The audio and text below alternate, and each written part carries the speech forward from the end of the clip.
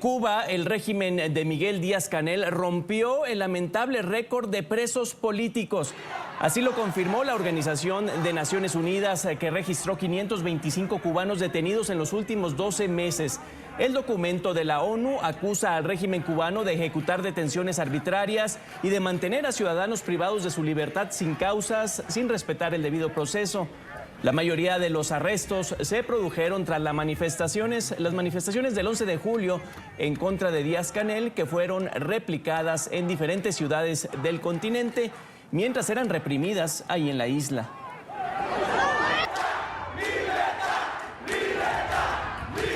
Bueno, para conversar sobre este tema nos acompaña Julio Schilling, politólogo, escritor, director de la publicación digital Patria de Martí y columnista de El American. Señor Julio, gracias por acompañarnos en la tarde fin de semana. Un placer, Enrique, de estar contigo y con la gran familia de NTN 24. Señor Julio, permítame iniciar con un paréntesis que, bueno, al final tiene que ver con el tema. Hoy la Academia Sueca reivindicó el poder de la palabra, de la comunicación, del periodismo como una herramienta para forjar entornos de paz y sobre todo de democracia. ¿El régimen cubano escuchará esta voz internacional? No la va a escuchar porque va contra su naturaleza. En otras palabras, regímenes totalitarios de dominación total dependen del control poblacional que ejercen, y la palabra contestataria es un peligro. Prueba de eso es que constantemente la referencia de la dictadura cubana acerca de abrir o tolerar espacios de expresión pública en el entorno público, pues es de alto costo para ellos. El éxito que hubo el 11 de julio, en lo que podemos referirnos como un levantamiento popular a través de más de 50 localidades a través de la isla de Cuba, es por el factor espontáneo de que la población, primero en una ciudad, y se extendió a más de 49 otras localidades por medio de el internet, los dispositivos que facilitaron la evidencia de que se estaba poniendo en marcha una protesta masiva, y el régimen no tuvo tiempo de reaccionar. Las organizaciones de masa, por ejemplo, una institución que se llama el Comité para la Defensa de la Revolución, que son factores paramilitares que están en cada cuadra,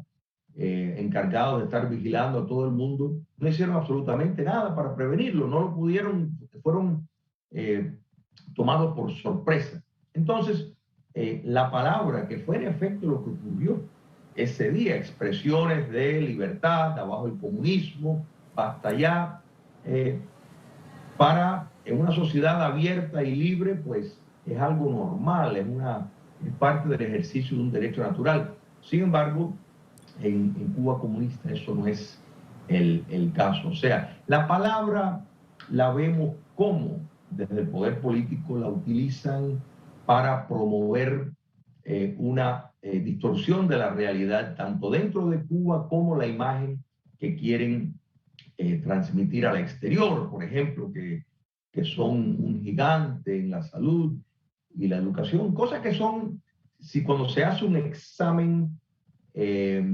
dinámico de las estadísticas y de los hechos, nos damos cuenta que es una gran mentira, una falsedad, porque ignora, por ejemplo, tanto en la educación como la salud, dónde estaba colocada Cuba en el año 58 y los avances que han tenido el resto de los países del mundo, que han logrado índices superiores a los de Cuba sin tener que tener una dictadura de 62 años. O sea, que la palabra ha sido una fuente de manipulación política ejercida desde el poder político, pero no hay ese espacio concedido a ninguna expresión dentro de Cuba que vaya contrario a los dictámenes oficialistas. ¿Podría realizar un recuento de los hechos que llevaron al régimen cubano a superar este triste récord de presos políticos, por favor? ¿Cómo no? Mira, tenemos que poner en un contexto adecuado lo que ocurrió el 11 de julio. Y eso es más de 200.000 personas que salieron a través de toda la isla, entendiendo, y yo sé que esto es difícil de aceptar cuando uno vive en una sociedad abierta y libre, porque da por hecho que, bueno, que así es, que eso es normal, o sea, poder expresarse en público de una u otra forma es parte repito, lo que es un derecho natural, o sea, que eso no se ve como gran cosa. Sin embargo, en Cuba se paga un precio muy alto. ¿Y quiénes fueron los que salieron a protestar? En su mayoría, personas jóvenes, personas que nacieron ya en cautiverio comunista, personas que no conocieron la experiencia de vivir en Cuba republicana. Entonces, la reclamación de libertad parte de un sentir de empoderamiento de un grupo de personas que, dicho sea de paso, el mayor sector poblacional en Cuba es la juventud, o sea, personas que tienen menos de 40 años de edad, por un gran porcentaje. Entonces, estamos viendo esa juventud expresarse pidiendo libertad, pidiendo espacios que cuestionan ya no simplemente, digamos, un cambio de figura política, sino un cambio sistémico. Y esto a nivel de la magnitud de una sociedad en pie, en una dictadura comunista, es impresionante. Recordemos, por ejemplo, Corea del Norte. ¿Por qué no vemos a las personas protestando?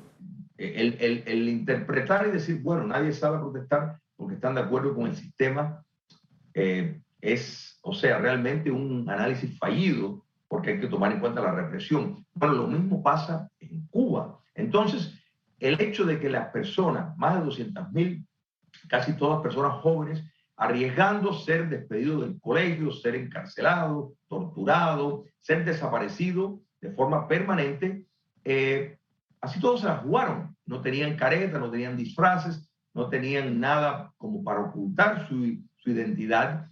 Y sin embargo, hemos visto cómo los arrestos, que en su momento llegaron a más de 5.000, según han reportado diferentes medios, personas, y ahora actualmente, como tú bien señalas, hay más de 500 personas, llegando a los 600, que están en una cárcel política. Han habido 41 juicios sumarios y 17 personas están enfrentando condenas de 6 a 12 años de cárcel por simplemente salir a la calle y expresarse en público con consignas que obviamente no es lo que el régimen quiere proyectar. Esto pareciera forma, pero es mucho fondo. ¿En qué condiciones se encuentran recluidos los presos, señor? Una pregunta muy importante, porque efectivamente son condiciones infrahumanas. Por ejemplo, en una celda que está constituida para tal vez tener 3 presos, a lo sumo 4, hay entre 15 a 20 presos dentro de ella. Y esto me consta personas que han tenido acceso desde adentro y personas que trabajan, que han filtrado información desde los propios centros de detención y las cárceles. Y el objetivo de esto hay que tener claro, entenderlo claro. El terrorismo de Estado tiene la función de generar terror entre la población. Y esa es la idea de no solo los altos números de encarcelamiento político, sino las condiciones atroces. Nos vamos con esas cifras, pero ¿el encarcelamiento es la única forma de amedrentamiento a la oposición cubana, señor Schilling? Bueno, Enrique, y distancia, o sea, es un enfoque muy importante, o sea, y preguntas magníficas que realmente van a la raíz para entender cómo la dictadura puede triunfar.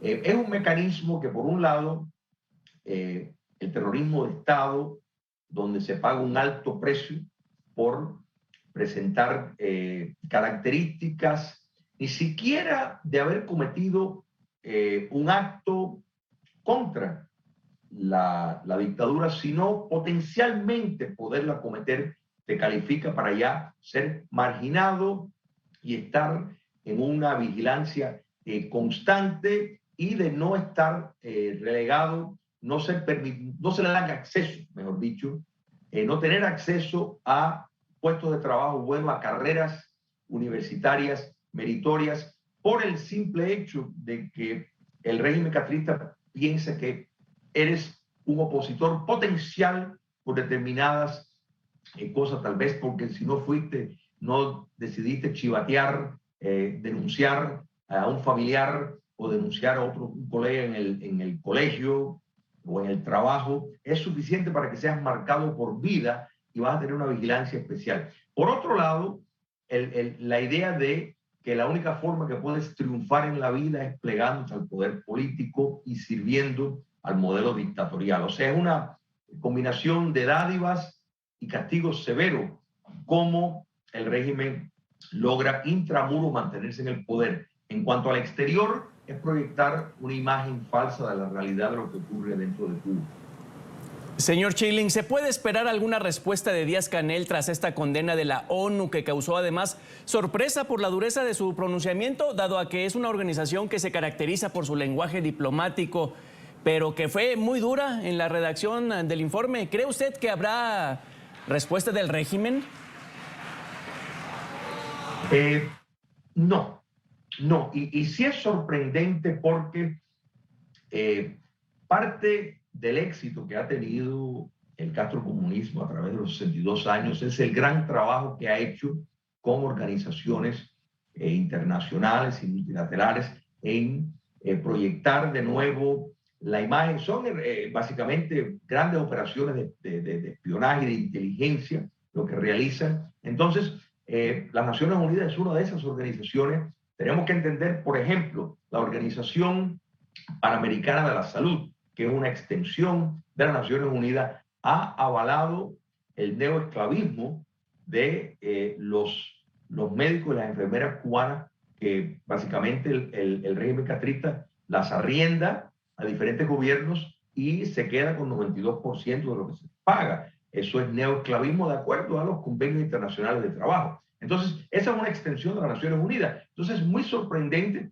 no deja de ser muy bienvenido ese tipo de denuncia y lo que ha, pues, en efecto, exigido y dejado saber las Naciones Unidas. Entonces, se aplaude, pero desde esos pronunciamientos no pasa nada porque el régimen castrista no es un régimen sensible a ese tipo de afirmaciones. Aparte tienen patas cortas. Hemos visto, por ejemplo, en el aniversario 211 de la Declaración de Independencia de México, como López Obrador hace unos días, en vez de honrar a México en una fecha nacional mexicana, estaba básicamente homenajeando a una dictadura comunista extranjera, en este caso Cuba, por haber durado 62 años en el poder. Entonces, eso se debe a la relación estrecha que tiene el socialismo continental con Cuba comunista, es un esfuerzo de minimizar, de blanquear todo lo que ha estado ocurriendo en Cuba comunista. De nuevo, bienvenido todas estas proclamaciones, sin duda, pero eso no va a llevar a que el régimen produzca un cambio. Mira, han muerto más de 14 generales cubanos del régimen, muchos de ellos con una larga trayectoria de servicio a la dictadura cubana, misteriosamente. ¿Cómo esto ha ocurrido? Bueno, es muy probable que la contrainteligencia castrista haya estado filtrando las conversaciones, que de hecho se lo hace a todos los funcionarios del gobierno, y haya escuchado alguna señal de cierto descontento y como un funcionario militar, un general, tiene acceso directo o indirectamente a un mando de tropas, pues de pronto se han muerto, no se le hace autopsia, el mundo se entera ya cuando están enterrados y se acabó, no hay ninguna pregunta. Ese es el señal de lo que más le preocupa el régimen. Pero exclamaciones y proclamaciones de organismos internacionales no le hacen daño. Usted ve a Julio Schilling, politólogo, escritor, director de la publicación digital Patria de Martí y columnista de la American, a quien agradecemos su tiempo en el canal de las Américas. Don Julio. Un gran placer estar con ustedes.